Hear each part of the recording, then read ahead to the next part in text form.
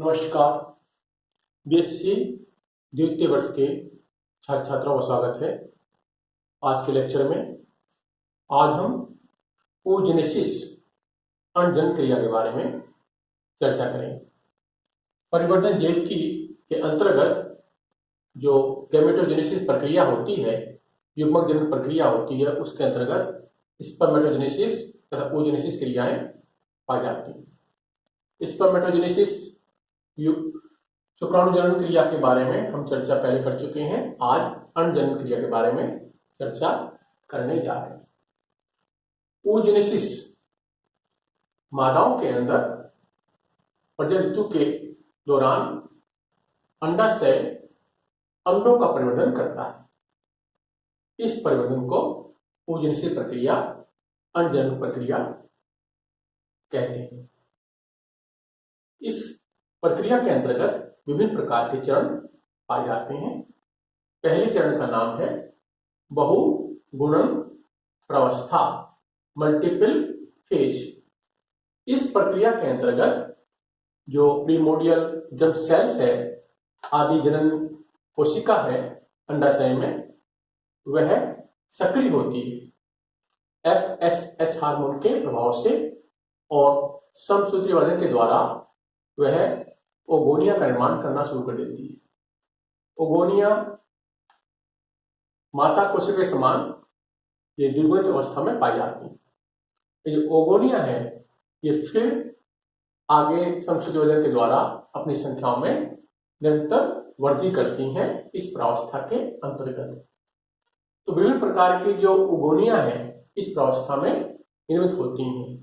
उनमें से एक ओगोनियम अपने को वृद्धि प्रावस्था में प्रवेश कराती है और बाकी जो ओगोनिया है वह पोषक कोशिकाओं के रूप में पुटिका कोशिका के अंदर रूपांतरित हो जाती है। पुटिका कोशिका इसके चारों ओर एक या दो परतों के अंदर अपने को विकसित कर लेती है।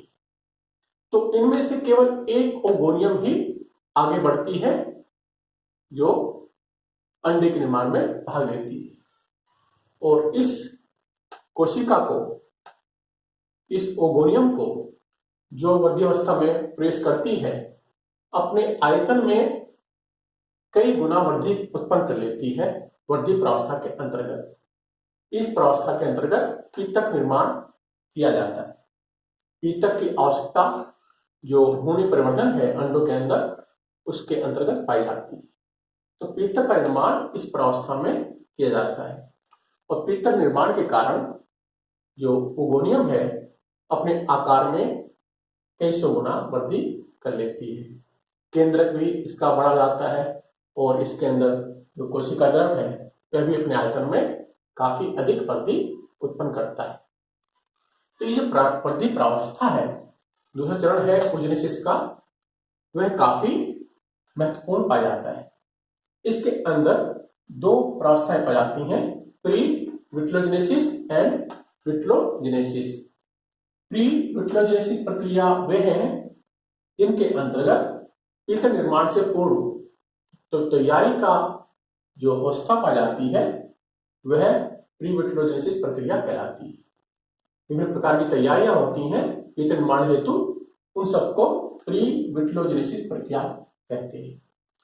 इनके अंतर्गत जो कोशिका द्रव और केंद्रक अपने आयतन में कई गुना अधिक वृद्धि उत्पन्न कर लेते हैं। इस प्रक्रिया के अंतर्गत जो केंद्र के परिवर्तन है वो इस प्रकार से पाए जाते हैं। ये जो प्राथमिक ओसाइट संरचना है जो ओगोनियम के द्वारा रूपांतरित रूप है, उसके अंदर जो केंद्रक होता है वह अपने आकार में वृद्धि कर एक जननीय आशय के रूप में रूपांतरित हो जाता है। इस न्यूक्लियस के अंदर जो अर्धसूत्रीविभाजन होता है वह प्रारंभ हो जाता है और मियोसिस प्रथम की अवस्था के अंतर्गत जो प्रोफेज फर्स्ट अवस्था होती है उसमें जो समजात गुणसूत्र है वह युग्मन प्रक्रिया प्रारंभ कर देते हैं। लेकिन ये जो डिप्लोटिंग प्रावस्था है प्रोफेज फर्स्ट की, वहां पहुंचते पहुंचते ये जो न्यूक्लियर विभाजन प्रक्रियाएं हैं वह कुछ समय के लिए रोक दी जाती हैं और इनकी जो गुणसूत्र के न्यूक्लियोसोम इकाइयां होती हैं वह खुल जाती हैं और उनके द्वारा लैम्ब्रुस क्रोमोसोम्स की संरचनाएं का निर्माण प्रारंभ हो जाता है। ये जो गुणसूत्र पर उपस्थित जीन्स होते हैं वह अपनी विभिन्न प्रतिलिपियों में रूपांतरित हो जाते हैं। एक जीन्स कई प्रतिलिपियां अपनी बना लेता है और इस प्रकार से जीन एम्प्लीफिकेशन प्रक्रिया संपन्न होती है और ये विभिन्न जीन्स mRNA, tRNA का निर्माण शुरू कर देते हैं अनुलेखन प्रक्रिया के माध्यम से। तो काफी अधिक संख्या में एक ही प्रकार के mRNA और tRNA उत्पन्न होना प्रारंभ हो जाते हैं। ये जो केंद्रिका है ये भी अपने आकार में, आयतन में वृद्धि करती है या फिर अपनी संख्या में वृद्धि करके ये जो आरएनए का निर्माण शुरू कर देती है। राइबोसोमल जो आरएनए है वह इनके द्वारा इसका अनुलेखन प्रारंभ हो जाता है और ये जो आरएनए है प्रोटीनोस के साथ मिलकर राइबोसोम का निर्माण शुरू कर देते हैं। इस प्रकार से जो विभिन्न प्रक्रियाएं हैं वो केंद्र के अंदर प्रारंभ हो जाती हैं प्री विट्रोजेनेसिस प्रक्रिया के दौरान। दूसरा जो केंद्रीय परिवर्तन है oocyte के अंदर, उसके अंतर्गत जो कोशिका द्रव में उपस्थित माइटोकॉन्ड्रिया है, राइबोसोम है, एंडोक्राइन रेटिकुलम है, इनकी संख्या में अत्यधिक वृद्धि शुरू हो जाती है। इससे केंद्र की जो आयतन है वह भी बढ़ जाता है। ये गोल्जी काय हैं, ये छोटी छोटी वेसाइकल में अपने को रूपांतरित कर लेती हैं जिन्हें हम वल्कुटीय वेसाइकल कहते हैं। ये वल्कुटीय वेसाइकल्स होती हैं, इनके अंदर म्यूकोपॉलीसैकेराइड पदार्थ भर दिया जाता है और ये जो अंडे की झिल्ली होती है, प्लाज्मा झिल्ली होती है, उसके नीचे अपने आप को व्यवस्थित कर लेती हैं ये वल्कुट जो कणिकाएं। इस प्रकार से केंद्र के अंदर भी जो कोशिका द्रव है उसमें भी विभिन्न प्रकार के परिवर्तन उत्पन्न हो जाते हैं प्री विट्रोजेनेसिस प्रक्रिया के दौरान और इसके दौरान में जो केंद्र की आयतन, कोशिका द्रव्य आयतन कई गुना बढ़ जाता है और ये जो ओगोनियम है ये अपने आप को प्राथमिक oocyte में रूपांतरित कर लेती है अपने आकार में और वृद्धि करके।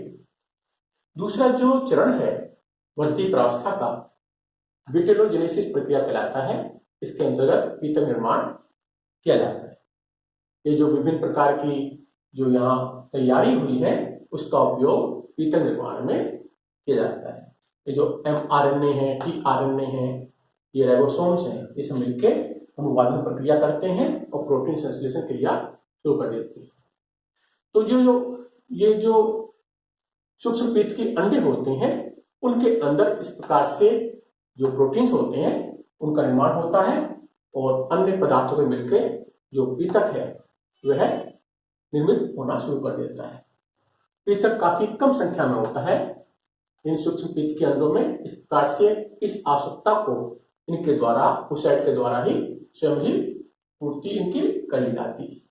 लेकिन जो अन्य अंडे हैं, जो पक्षियों के अंडे हैं, रेप्टाइल्स के अंडे हैं, जो पॉलीलिसिटर प्रकार के हैं, बहुपीत के अंडे प्रकार के हैं, उनमें पीतक की मात्रा काफी अधिक पाई जाती है। ये जो स्तनधारी जंतु होते हैं उनके अंदर भी जो पीतक का निर्माण अंडाशय के बाहर यकृत में किया जाता है। यकृत कोशिकाएं होती हैं, वह पीतक का निर्माण करती हैं और ये पीतक जो है रक्त परिसंचरण तंत्र के माध्यम से अंडाशय पहुंचता है और अंडाशय से पुटिका कोशिकाएं होती हैं जो कि चारों तरफ उपस्थित है, वह इसको ग्रहण करके oocyte में पहुंचा देती है। तो इस प्रकार से जो oocyte है उसके कोशिका द्रव में जो पीतक है वह भर दिया जाता है। तो इस प्रकार से पीतक निर्माण इन अंडों में किया जाता है। ये जो पीतक की कंपोजिशन है, पीतक का संगठन है, वो इस प्रकार से पाया जाता है।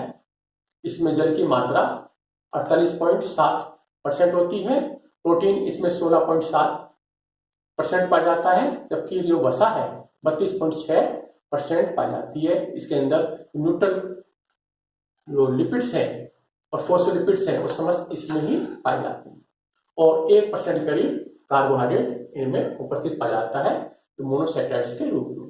तो ये संगठन है पीतक का जो यहाँ उपस्थित पाया जाता है। पीतक दो अलग अलग जो रूपों में उपस्थित पाया जाता है। एक तो कणिकामय पीतक। कणिकामय पीतक छोटे छोटे कणों में पाया जाता है। ये जो सूक्ष्मपीत के अंडे होते हैं एम्फीबिया के, उनके अंदर पीतक की मात्रा काफी कम पाई जाती है, और पीतक छोटे छोटे कणों के रूप में समान रूप से कोशिका द्रव में वितरित पाया जाता है। तो इस प्रकार से इस पीतक को कणिकामय पीतक कहा जाता है। दूसरा जो पीतक है जो लेमिलर पीतक के रूप में, जो प्लेटी पीतक के रूप में पाया जाता है। इसमें बड़े बड़े लेमिला पाए जाते हैं, जैसे पॉलीनिसिसर अंडे होते हैं रेप्टाइल्स के, पक्षियों के, और ये जो स्नेह जंतु के प्रोटोथीलिया हैं उनमें इस प्रकार के अंडे पाए जाते हैं। उन अंडों में पीतक की मात्रा काफी अधिक होती है, और पीतक इस रूप में जो प्लेटलेट्स होती हैं उस रूप में पाया जाता है। इसमें जो पीतक है वो दो अलग अलग रूपों में पाया जाता है, दो अलग अलग भागों में पाया जाता है। फोस्फेटिन जो प्रोटीनी रूप होता है, और लिपोविटिलिन जो वसी रूप होता है। ये वसी इकाइयां हैं, इसमें जो छोटी छोटी इकाइयां हैं वो फोस्फेटिन की पाई जाती हैं।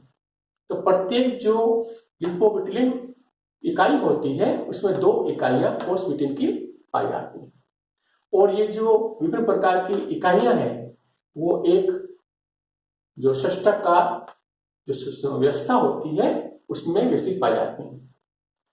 जो बेंजीन रिंग होती है, बेंजीन वलय होता है, उसी भांति ये भी इकाइयां अपने आप को षष्ठाकार जो व्यवस्था होती है उसमें विस्तृत रखती हैं।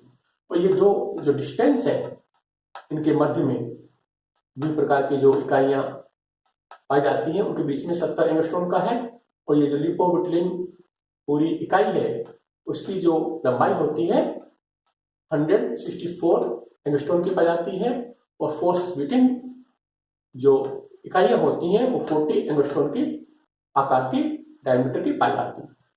ये जो लिपोविटिलिन की चौड़ाई होती है वह 81 एंगस्ट्रॉम की पाई जाती है। इस प्रकार से इस संरचना के अंदर जो बहुपीत की अंडों में पीतक उपस्थित पाया जाता है। पीतक दो अलग अलग प्रकार का पाया जाता है, एक प्रोटीनी पीतक होता है, एक वसी पीतक होता है। इसमें वसा की मात्रा अधिक होती है उसको वसीय पीतक कहते हैं, इसे प्रोटीन की मात्रा अधिक होती है उसको प्रोटीनी पीतक कहा जाता है। तो ये पीतक की इस प्रकार से संरचना और उपस्थिति अंडों में पाई जाती है। अब जो तीसरी प्रावस्था है oogenesis की, उसके अंतर्गत हम देखते हैं परिपक्वन प्रावस्था।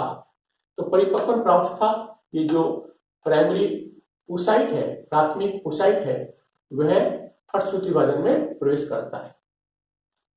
इस अर्धसूत्री विभाजन से पूर्व कुछ जो क्रियाएं होती हैं वो पहले पाई जाती हैं। अंडों की जो ध्रुवता है वो स्थापित हो जाती है मियोसिस प्रक्रिया से पूर्व। इसके अंतर्गत जो अंडा होता है उसमें 2 अलग अलग ध्रुव उपस्थित हो जाते हैं, एक जंतु ध्रुव कहलाता है, एक अल्पक्रिय ध्रुव कहलाता है। जंतु ध्रुव की ओर कोशिका द्रव केंद्रक पाए जाते हैं, जबकि अल्पक्रिय ध्रुव की ओर योग की मात्रा अधिक पाई जाती है। ये सक्रिय ध्रुव कहलाता है, ये निष्क्रिय ध्रुव कहलाता है। इस प्रकार की जो पोलरिटी है, ध्रुवता है, वह अंडों में निर्मित हो जाती है। फिर ये जो इसकी सिमेट्री है, समिति है अंडों की, इसकी स्थापना की जाती है। इसमें 3 प्रकार की अक्ष पाई जाती है अंडे में। एक जो अग्र पश्च अक्ष के रूप में पाई जाती है, एक पृष्ठ अधरीय अक्ष के रूप में पाई जाती है, और एक दाईं और बाईं अक्ष के रूप में पाई जाती है। इस प्रकार से जो ये द्विपार्श्व समिति है अंडों में स्थापित हो जाती है। अब ये जो अर्धसूत्री विभाजन है वह प्रारंभ हो जाता है। यहाँ जो केंद्र की ये विभाजन था जो यहाँ रुक गया था डिप्लोप्टीन अवस्था में जाकर, वो अब फिर प्रारंभ हो जाता है और ये जो युग्मन हुआ था समजात गुणसूत्रों का, उसके अंतर्गत जो क्रॉसिंग ओवर प्रक्रिया है वो भी की जाती है और फिर जो युग्मन है वो एक दूसरे से जो समजात गुणसूत्र है पृथक हो जाते हैं। ये जो प्रथम मियोसिस डिवीजन है उसके अंतर्गत रिडक्शन डिवीजन पाया जाता है।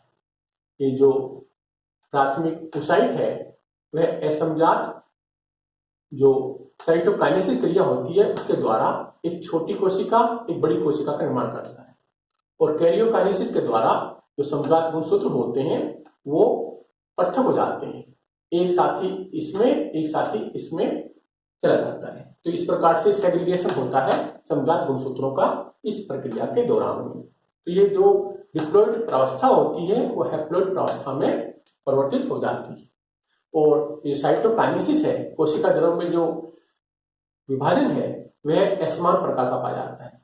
एक छोटी कोशिका होती है, एक बड़ी कोशिका होती है। ये प्रथम मियोसिस प्रक्रिया कहलाती है और द्वितीय मियोसिस प्रक्रिया के अंदर ये जो सेकेंडरी ओसाइट का निर्माण हो गया है इसमें ये पुनः दो कोशिका में रूपांतरित हो जाता है मियोसिस द्वितीयक के माध्यम से।